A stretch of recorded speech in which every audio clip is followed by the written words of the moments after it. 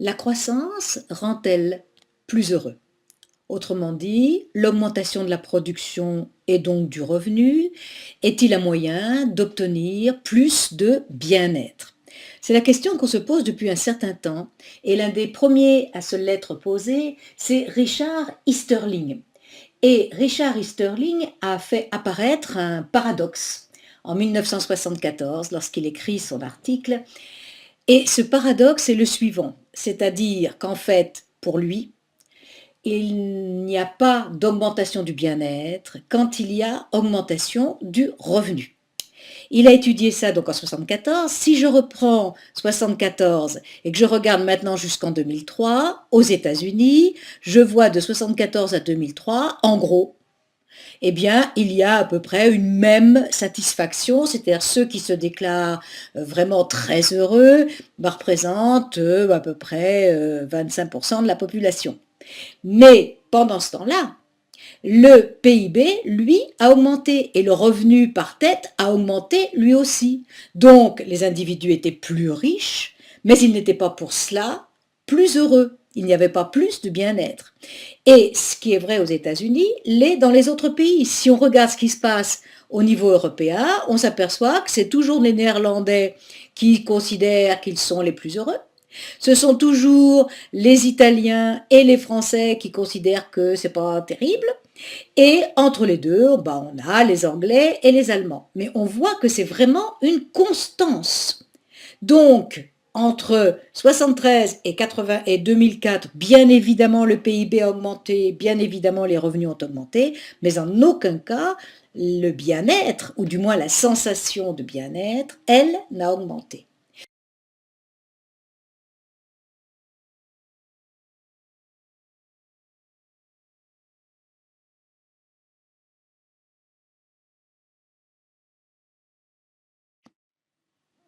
Le bien-être correspond à l'état d'une population qui est satisfaite de la vie qu'elle mène.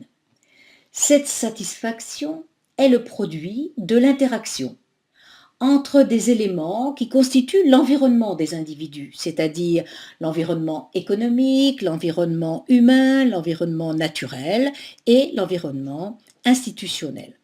Eh bien, ces quatre environnements, c'est ce qu'on appelle les quatre capitaux du bien-être. Le capital économique, qu'on appelle aussi capital physique, nous allons pouvoir l'étudier, le capital humain, le capital social et institutionnel, et nous verrons que le second est important aussi, et le capital naturel. Nous avons vu qu'il y a donc quatre capitaux qui forment le bien-être, qui sont indispensables au bien-être. Quels sont exactement ces capitaux? Que signifient-ils? D'une part, il y a le capital physique qu'on appelle aussi le capital économique.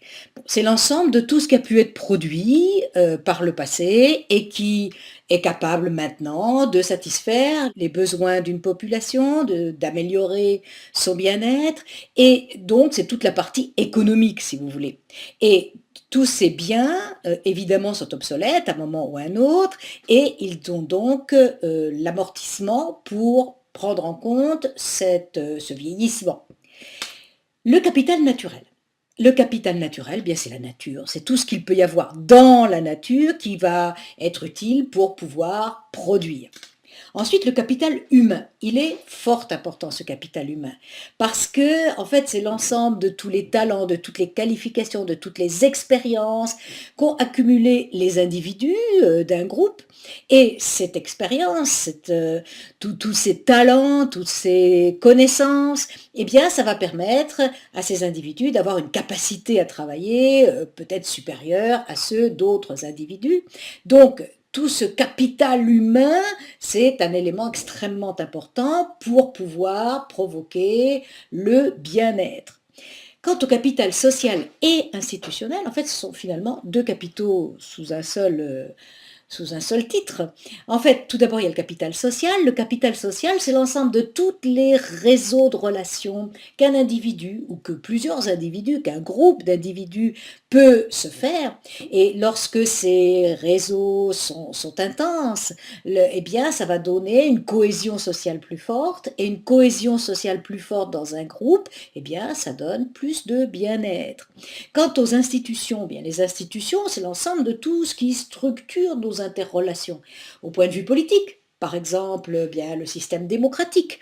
Au point de vue économique, le système économique dans lequel on vit, c'est-à-dire un certain type de capitalisme et avec toutes sortes de règlements, de lois, etc. Et puis, de même pour tout ce qui est social, qui est réglementé, où il y a des lois, où il y a des règles, où il y a des normes, etc.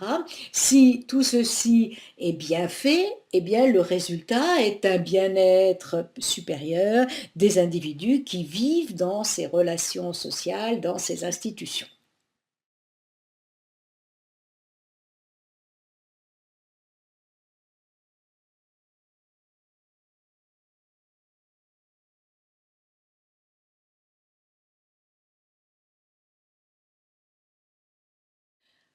L'environnement peut être mis en danger et il peut être mis en danger par la croissance économique. En effet, on ne peut pas imaginer une croissance infinie dans la mesure où on est dans un monde fini. Pourquoi? Ben parce que la croissance, qu'est-ce qu'elle fait? Ben elle commence par épuiser les ressources naturelles.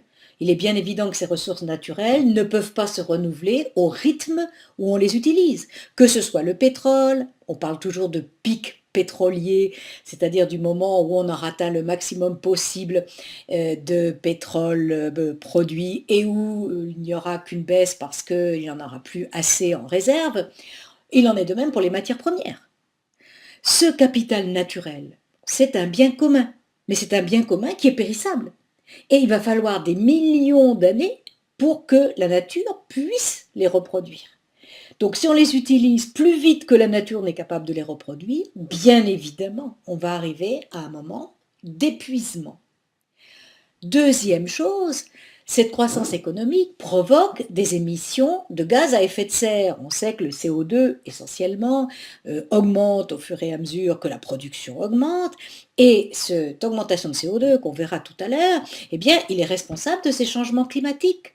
Et les changements climatiques sont importants parce qu'ils ont un impact évidemment sur la production future, mais aussi sur la population.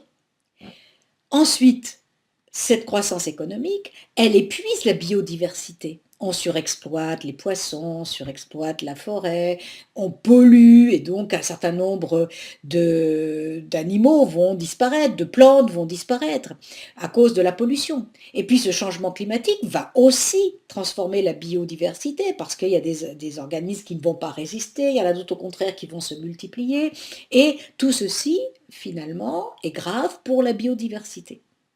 Ensuite, cette croissance économique, elle génère des externalités négatives.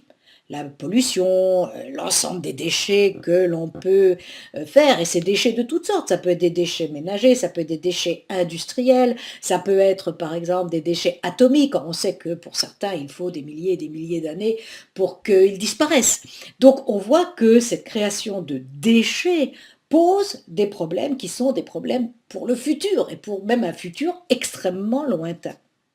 Ensuite, la croissance économique provoque des catastrophes. Bon, la dernière en date, qui est celle de la centrale nucléaire de Fukushima, est largement assez importante pour qu'on comprenne que ces catastrophes sont extrêmement préjudiciables et donc qu'il faudrait pouvoir les éviter, mais on voit bien qu'actuellement, les Japonais ne peuvent pas éviter d'utiliser les centrales atomiques, alors qu'ils savent très bien que ces centrales atomiques sont très dangereuses dans la mesure où le Japon a des tremblements de terre et des tsunamis de manière extrêmement fréquente, eh bien, ils continuent à utiliser ces centrales parce qu'ils ont besoin de l'énergie de ces centrales. Et pourquoi? Parce que cette énergie est nécessaire pour la production.